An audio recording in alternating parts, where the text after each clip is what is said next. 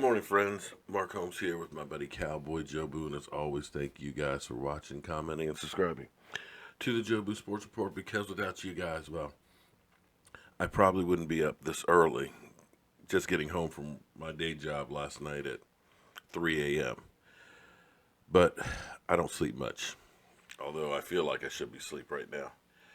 But I'm addicted to YouTube, football, and you guys.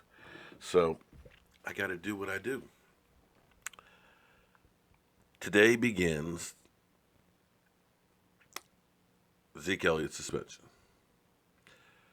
I know the NFLPA is still out there fighting, but guys, you've got to know that the deck has been stacked against us, or against Zeke Elliott. There was no way in the world he was going to get a fair shake. This is about the NFL being given the power to make rulings regardless of what the court system says. It's basically what the CBA says. They're all powerful. And the deck was stacked completely against them. I know they're going to say they were impartial, they, were fair and everything else, but when your lead person at the NFL office is a Giant fan, you can't think in the back of your mind that there's not a hidden agenda. When you think that the arbitrator was a former VP of the NFL, you can't think that he's not going to lean towards the NFL. And one of the judges who's ruling on a stay, husband helped craft the CBA. You're not going to win. And you're basically going back to the same people and saying, let's look at this again. Can you change your mind for me this time? It's the definition of insanity to expect a different result going through with the same people. So it is what it is. The funny thing is in the power rankings, people are saying, oh, the Cowboys lost Zeke Elliott, so they're not going to be that good. NFL Network has said they're a 7-9 team without Zeke Elliott. They'll tell you that the schedule is brutal the next 6 games without Zeke Elliott. And when you look at the next 3 games, we do have the 6-2 Kansas City Chiefs. We've got the 4-3 Atlanta Falcons. And then we have the 7-1 Philadelphia Eagles that some people say is the best team in football. That your season's done. Even some of our Cowboy fans have basically said the season's over. It's a wrap. It's done. We can't do jack. Well, here's the thing. You know how I am.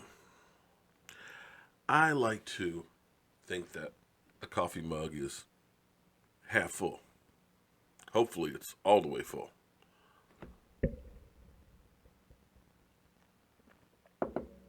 Boy, do I need this morning. I like to contradict what others say with the doom and gloom and back it up with facts and numbers. Like we had the dumbass comment of the day yesterday where a guy, a bird brain Eagle fan, said the Cowboys haven't won a playoff game in 22 years, who absolutely knows nothing about football apparently, or any stats or anything else, because the Cowboys have won 2, including a butt whipping in 2009 of those sorry Eagles. So I'm going to give you guys some hope, because we take on Kansas City this week. Kansas City 6-2 beat New England opening night in their house. 6-2 is a great record. 6-2 beating anybody in the NFL is a good thing. But I'll say that they aren't world beaters by any stretch of imagination, because they lost to the Raiders. They lost to the Steelers when the Steelers were kind of, Big Ben was talking about, maybe I don't have it, maybe I need to think about retiring. They beat Denver this weekend 29-19. And they got 5 turnovers, including a strip fumble that gave them 7 points. Let me say it again. You only won by 10 points and you got 5 turnovers? 5? That's beatable. I know we don't have Zeke Elliott, but I have faith in the offensive line because Zeke Elliott is not like, say, Barry Sanders. Barry Sanders, who didn't have a quarterback and didn't have an offensive line, who literally had to make it on his own. That's why you see Barry Sanders in the backfield just basically making people miss, going, 180 degree and everything else and going upfield. Zeke Elliott is not and has not had to be that kind of a back where it's on him to make a play or it's not going to be made.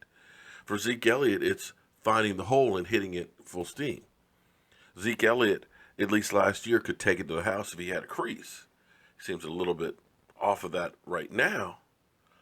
But if you look at the numbers, 150 yards last week, that's phenomenal. But it was 33 carries. So it wasn't like he was getting 8, 9, 20 yards a pop.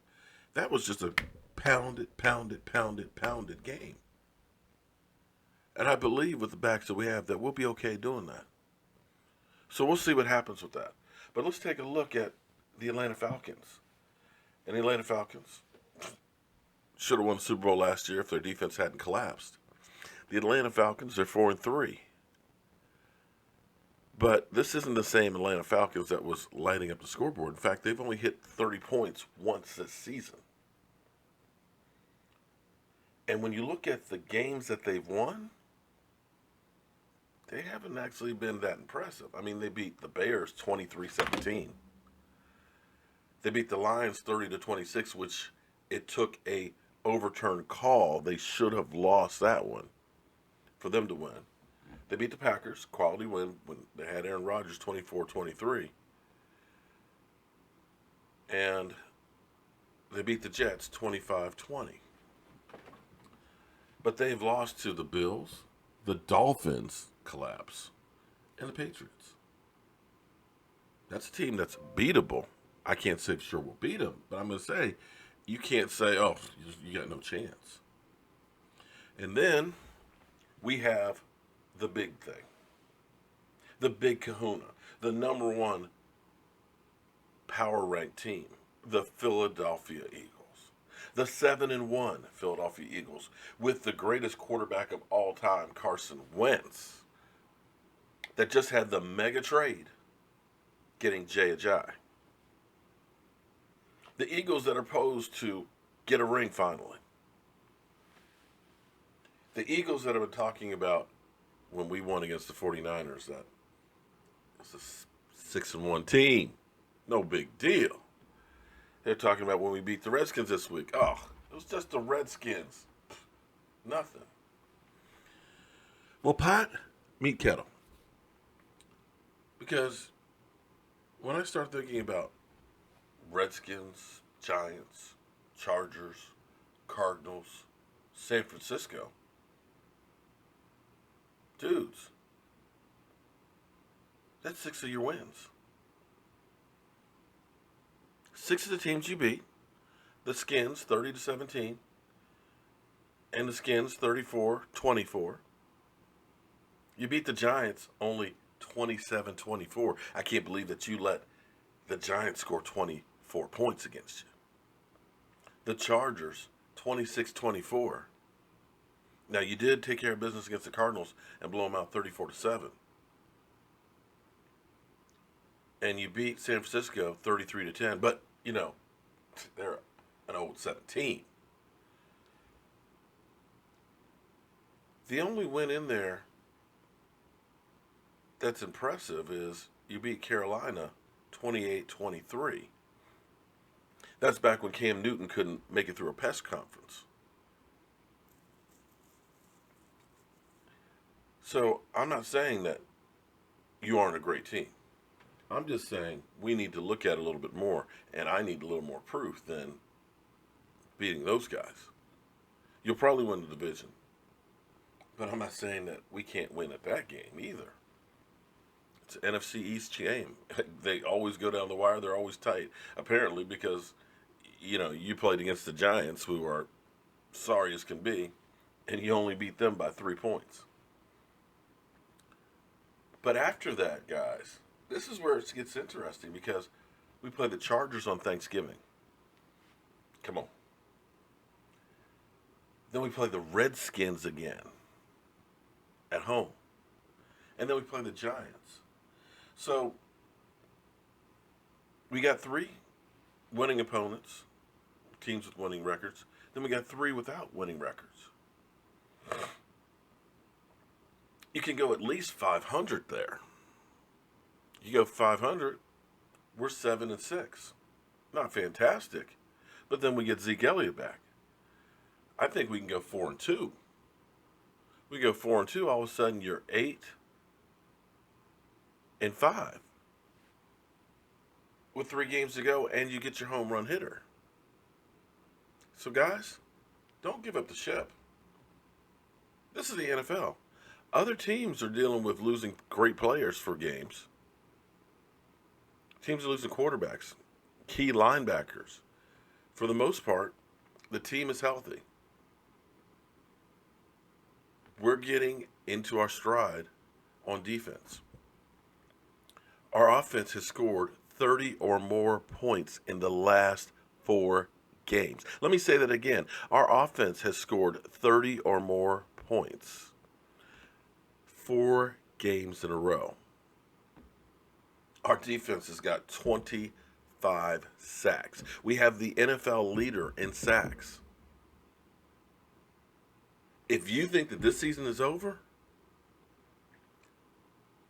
you don't know football. I'm Mark Holmes. I'm going to finish this coffee. And then it's back to work tonight. Hopefully, today will be a quieter day than yesterday's whirlwind. I'm Mark Holmes. This is CowboyJobu. And thank you for watching, commenting, and subscribing to the Jobu Sports Report.